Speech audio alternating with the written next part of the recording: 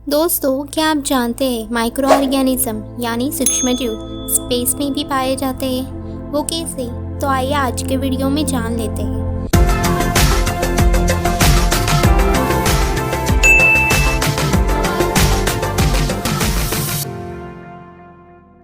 बाहरी अंतरिक्ष में सूक्ष्मजीवों के अध्ययन को एस्ट्रोमाइक्रोबायोलॉजी कहा जाता है।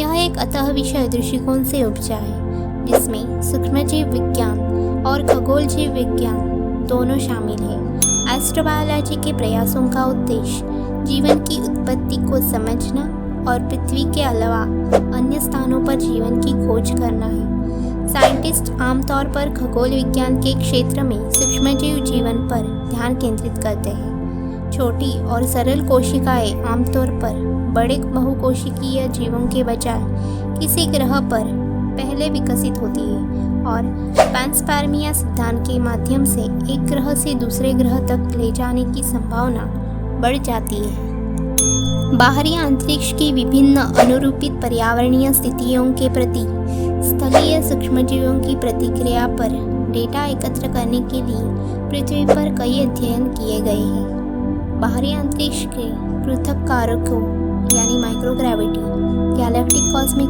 विकिरण, सौर यूवी विकिरण और अंतरिक्ष वैक्यूम के प्रति जीवाणु, कोशिकाएं, जीवाणु और कवक बीजाणु और लाइकेन जैसे रोगाणुओं की प्रतिक्रियाएं अंतरिक्ष और प्रयोगशाला सिमुलेशन प्रयोगों में निर्धारित की गई। सामान्य तौर पर सूक्ष्मजीव नकली अंतरिक्ष उड़ान वातावरण में पनपते हैं।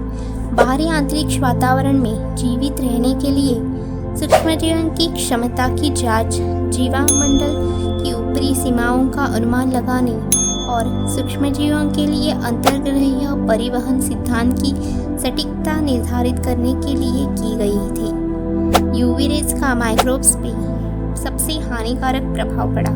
सभी नमूनों में से केवल लाइकेन बाहरी अंतरिक्ष के संपर्क में आने के बाद 2 वीक्स तक पूरी तरह से जीवित रहे।